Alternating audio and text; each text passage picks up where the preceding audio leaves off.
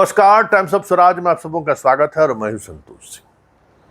और खबर ये आ रही है कि रोहिणी आचार्य जो आरजेडी की टिकट से छपरा से चुनाव लड़ रही हैं, पिछले 24 घंटे से प्रचार से दूर है, बीमार है वो, और डॉक्टर ने पूरी तौर पर उन्हें बेड रेस्ट करने के लिए कहा है। देखिए, ये स्वाभाविक है। जिस दिन वो चुनाव लड़ने का फैसला लिया था, उस दिन ही मैंने कहा था कि ये फैसला रोहिणी का आत्मघाती है। हम बार बार इसको लेकर संकेत दे रहे थे कि रोहिणी के अंदर में जो टैलेंट है, रोहिणी जिस तरीके की सटायर ट्विटर पर लिखती है, उससे बड़ी उपलब्धि और कुछ नहीं हो सकती है, उससे बड़ा फेस और कुछ नहीं हो सकता है।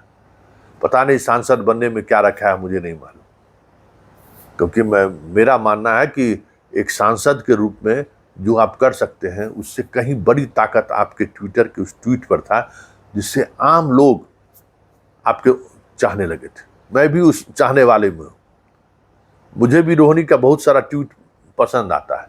क्यों? कि सवाल वो जबरदस्त करती है। हालांकि जब वो मैदान में उतरी है तो उस तरीके का फायर चीजें देखने को नहीं मिली है।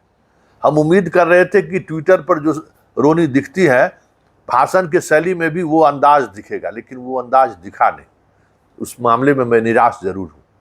लेकिन जब आप किडनी दी है, आपके अंदर अभी जो रोग से लड़ने की जो प्रतिरोधक क्षमता है वो इतना विकसित नहीं हुआ होगा, और उसके बावजूद भी जो आपने निर्णय ले लिया, हमें लगता है कि ये निर्णय सही नहीं था, और इसका खामियाजा आपको, आपके परिवार को और बिहार को भी भुगतना पड़ेगा।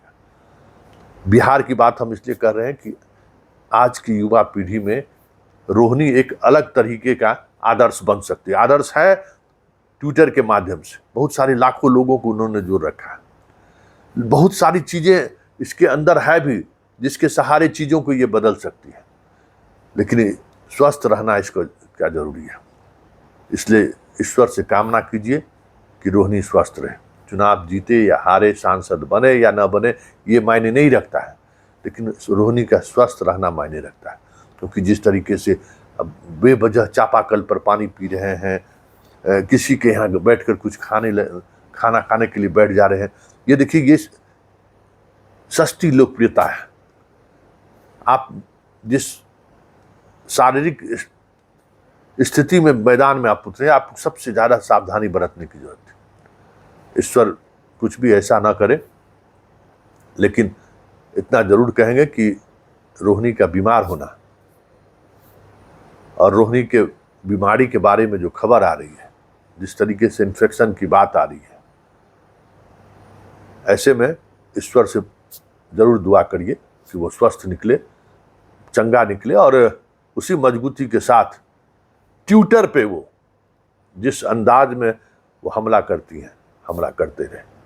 चुनाव में जो कुछ भी होगा वो मतदाता तय करेगा, लेकिन इतना तय है कि जो चीजें